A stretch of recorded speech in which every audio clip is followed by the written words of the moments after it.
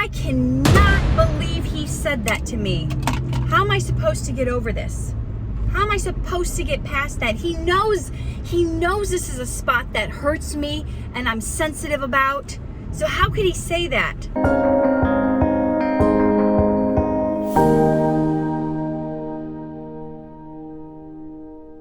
Have you ever felt like that? Man, somebody says just the right things that push your buttons. They know how to get to you. They know the things to say when you're in a fight and when you're angry at each other. So what do you do about it? She asks me, how am I supposed to get over this? Well, if you want to get over this, you can get over this. This is good news. This is good news. So what do you do with something like that? You know, when we are in a fight, when people fight with each other and they're angry at each other, you're mad. Yes, sometimes we will say something to make the other person mad. We will say something that will bother them because we're venting and we're just trying to get it off our chest. So my friend is sensitive about her age, and she got in a fight with her husband and he called her old. Well, for her, that was just about the worst possible thing you could say to her. Maybe there's only one thing that you could say that was worse than that, but for her, it's like the worst thing.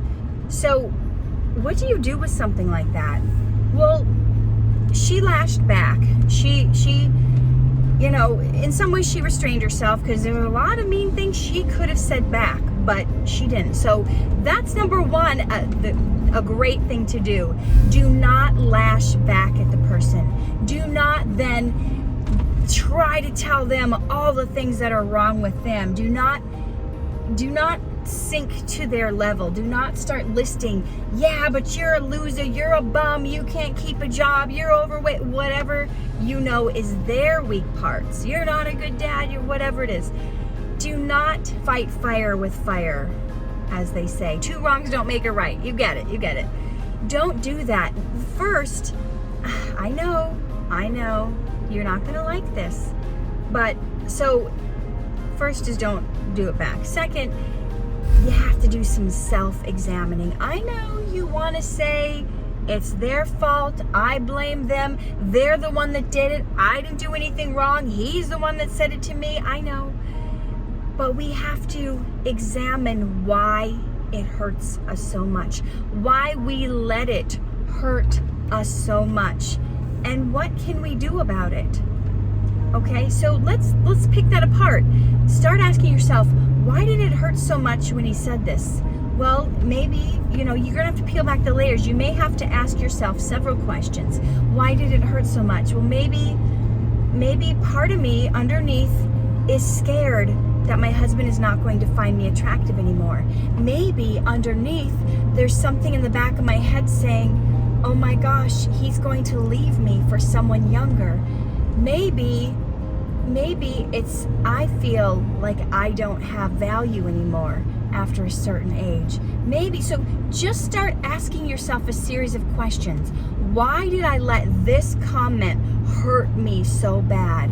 Maybe you even want to ask yourself, would this comment have hurt if it came from somebody else? If a stranger said it to me, would it still hurt? It's interesting.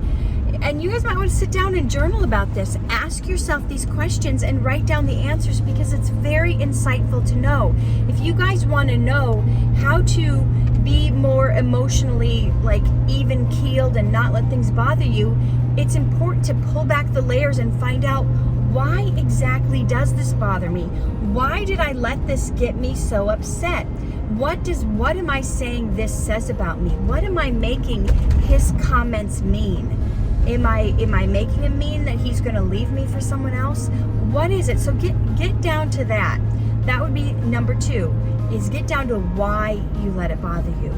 Number 3, the third thing I would do when someone says a comment that's awful, and it really bothers you, is I would start to think about your relationship with that person and start to remember the good times. You know what? Is this something he always does? Be honest with yourself. Is he always putting you down, saying mean things? Well, you know, my friend, she was able to say, you know, no, he's not always putting me down. As a matter of fact, it's very rare. He's he's usually pretty kind and compassionate to me. He does a lot for me. He helps me, with the housework. He, lifts the heavy things. He does the stuff I can't do. He's usually considerate of me and caring. I want you to, number 3, start to think about what they do for you, how good they are to you. Is this a normal behavior for them? If not, I want you to really start to list. You know what? He always empties the cat litter so I don't have to. He always carries in all the heavy stuff. He always, he always massages my feet, or he usually tells me I look beautiful, whatever it is. Number 3, once you've gotten to the place where you've been able to say, this isn't his normal behavior. Some of the anger will start to lift when you start to realize, what, he's not normally like this. He does this and this and this, and he's kind to me. So then number 4, this might be the hard part. This might be the hard part for you guys, is I want you to go to him. Go to the person that offended you. Go to the person that made you mad, that said the wrong things, that got you all worked up, and let them know your part in the fight. So what do I mean by that? You let them know, hey, I just want to apologize for my part in the fight that we had, and I got really angry at you for telling me that I look old. And that's something I'm really sensitive about. And I wish that you wouldn't have said that. And maybe in the future, please, if we ever get in a fight again, please don't bring that up, because that's something I'm working on. I'm trying to come to terms with loving myself and being okay with this aging process as I see things start to head south and crinkle up or whatever. It's just, honey, I love you so much, and I know you probably didn't mean it. Love believes the best. That's what the Bible says. It says love believes the best. So I'm going to believe that you didn't mean to say that. You were just in the heat of the moment, and it just came flying out, and I'm going to choose to believe that you didn't mean it, and that you love me. And then they'll probably say, yeah, you know what, you're right. Thank you for that. I didn't mean it. Whatever they're going to say is whatever they're going to say. But your part in step 4 is to kind of bring the bonding back together, to let them know what your part in the fight is. It takes 2 to tango, as they say. It takes 2 to fight. Yes, he may have said you look old. Yes, that person may have said something, that you're not a good mom, or that you're fat, or whatever it is. But your part in it is letting yourself get so angry and offended and upset about something they said. Was what they said kind? No. Is what they said, is it nice? No, it wasn't nice. But we are in charge of our reaction to things. We're not in charge of what other people say, but we are in charge.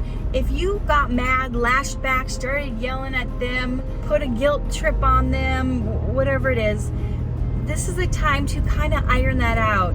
I'm sorry I stormed off crying my eyes out. I'm working on my self-love. I'm working on not being so sensitive.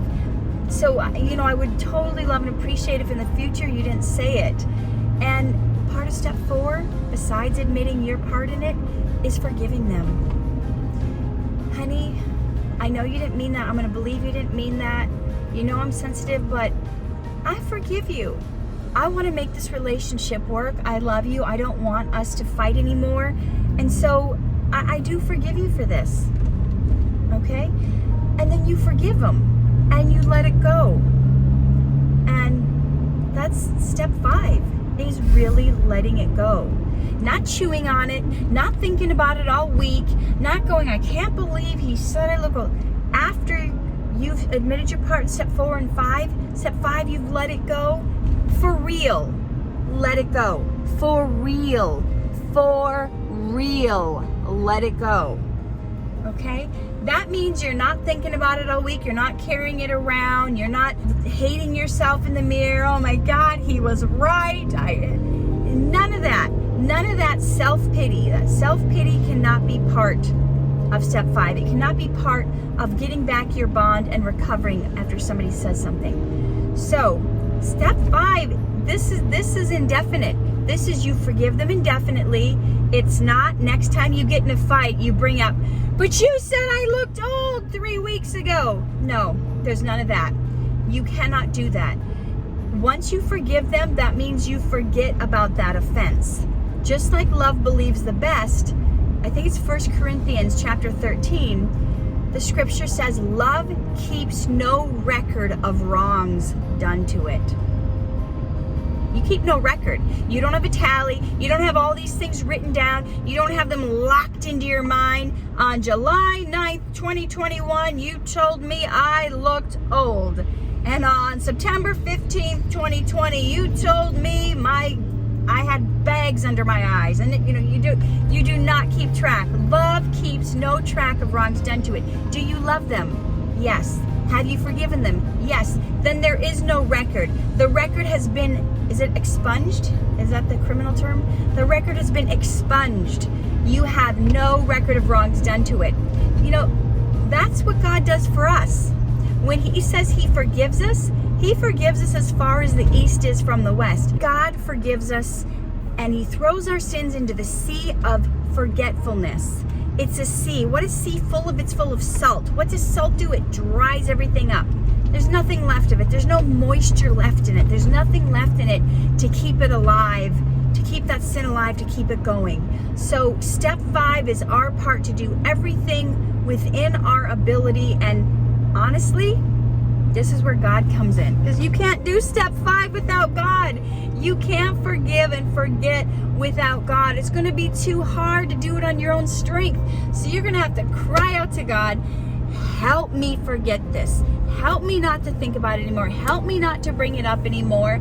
And that's the 5 steps it takes to forgive someone, to get over it, to not hold it against that person anymore, and to be free, to not have the pain, to just be able to let it go and believe the best about them and restore your relationship.